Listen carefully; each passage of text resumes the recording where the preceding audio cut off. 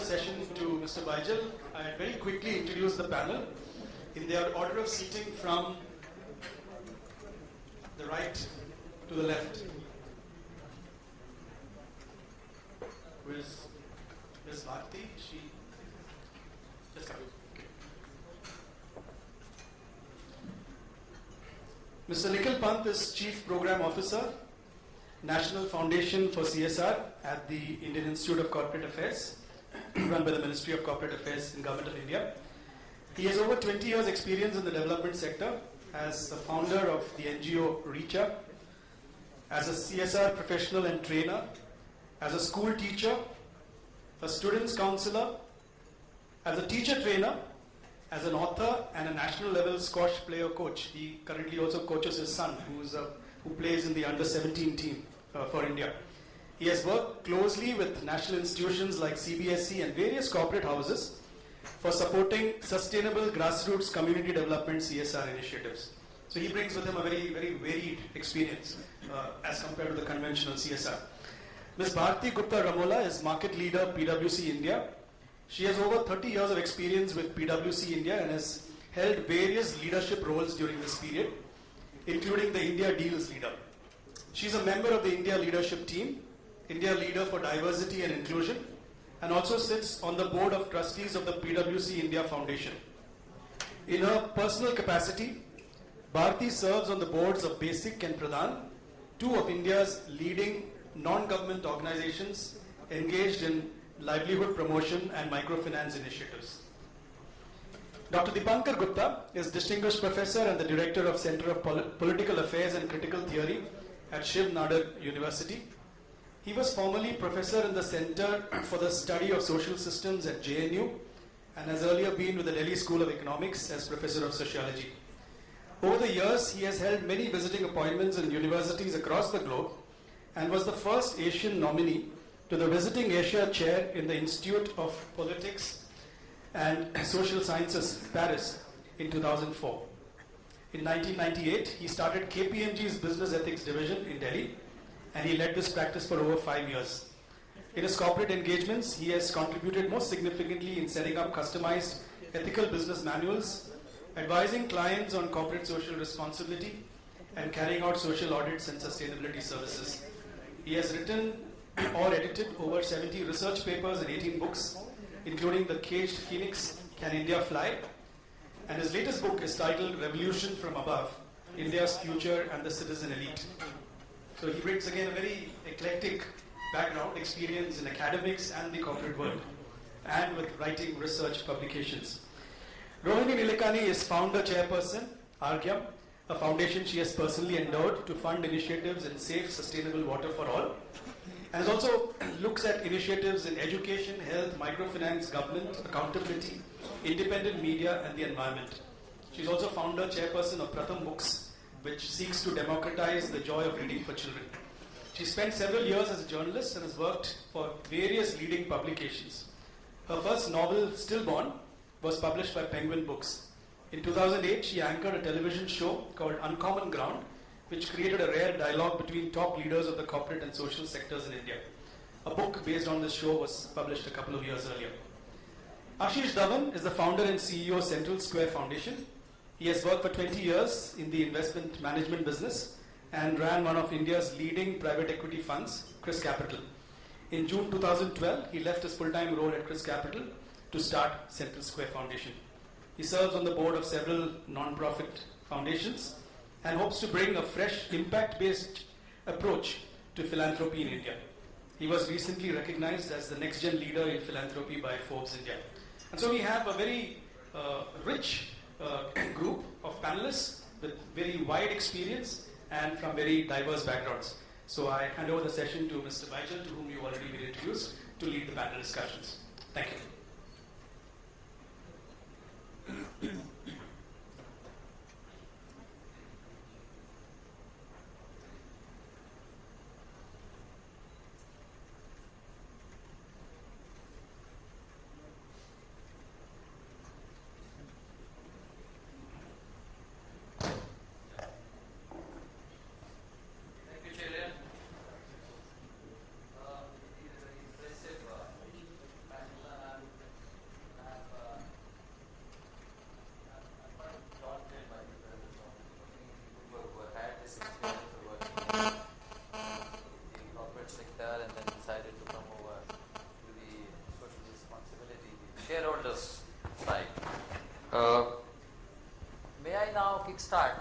conversation by maybe asking this good old question, that should the corporates really be doing social responsibility through a statute? So far it was felt that they are there to only improve the value of the company for the shareholders and leave the social responsibility to the state, the NGOs and the people who have this remit to perform. Dr. Basu, Professor Gupta, what is your, Well, although the minister made a very effective case that he wants to make it more transparent, he wants to help the corporates, doing their bit for the cause of the nation. But what do you think? well, if I were to plumb into the depths of my own experience, which I must say is pretty shallow, it's like this, that I think that CSR is not something that companies do after they made their money. I think CSR is a way of making money. And that has to be kept uppermost, because all too often we are told that CSR is something that only the rich can afford to do, or CSR is plain philanthropy. Both of them I think are wrong. CSR, in my view, works best, and in the companies I've dealt with, works best and has a lasting influence. It is built into the core structure of the company. In other words, if the CEO of the company leaves Dunlop and joins Firestone or whatever, CSR doesn't stop with him. That becomes so much a part of the company's inner working that it continues even after he or she has left the organization. So CSR is all about raising the quality of inputs of those in the organization. I'm not in favor of CSR that goes herring about digging wells or starting schools, unless it radiates from within the organization. And this organization impulse is very important because CSR builds the team. The team metaphor is central, because in team what you do is abiding by the law is a necessary condition, but that's it. After that you raise the bar. And CSR is a way of raising the bar so that those who work in the organization feel strongly united in this one purpose of raising the bar, and for that we have different companies can think of different formulas, different ways of doing it. But if you keep CSR something separate that you do after office hours, or it is not connected with the organization, then such CSR efforts are usually short-lived, even though in the initial round these initiatives meet with a lot of enthusiasm. But to keep it sustained, I think it must radiate from within. That brings me to you, Rohini. But the way it seems to be panning out, unfolding, you're talking in terms of 2% of the profit to go into this. So are we getting into that same trap, instead of what Professor Dipankar said, that it should be sustainable, it should be within the whole company's psyche, in the DNA? But if we talk of only outlays, then are we again going into that tick box approach, because we have to meet this requirement? So let's just put 2%, take up a thing, 2, maybe the guy changes, the emphasis goes away. So where is sustainability? We're not looking at outlays. So I agree with Dipankar that CSR can't be about 2% of anything. It has to be about 100% of what businesses do. And this is not lecture buzzing. This is because in the 21st century, very few people can say they have not realized that the business side of things, the bazaar side of things, has to benefit the samaj and cannot be separate from it. So a 21st century corporation cannot get away with saying that it's okay for us to externalize the costs of social and environmental problems, and that's not our problem. That's finished. That's last century. We're talking about this century, when we all know that what a corporation does affects us all, including the employees of the corporation. They're not separate, they're not dropped down from somewhere else.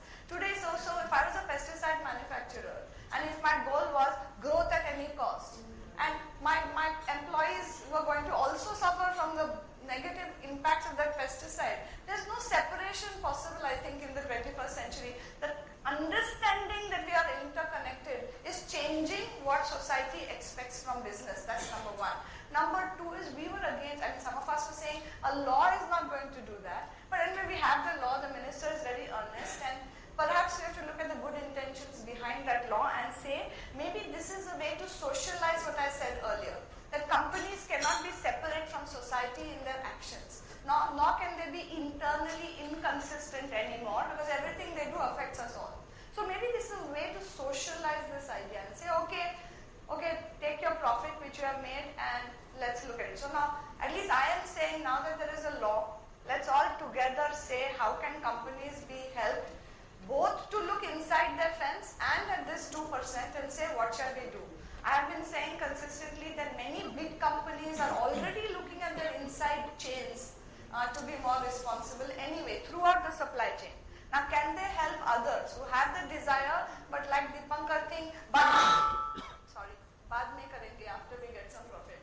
If bigger companies have internalized that we need to do this right, the way we make money, if they can help others and use this 2% for that, I think we will have all-round win-wins. So that's what I think right now, and there are lots of things to be done to help that process onwards. A lot will depend on how the rules are formed. I agree. Ashish, can I have your views on this?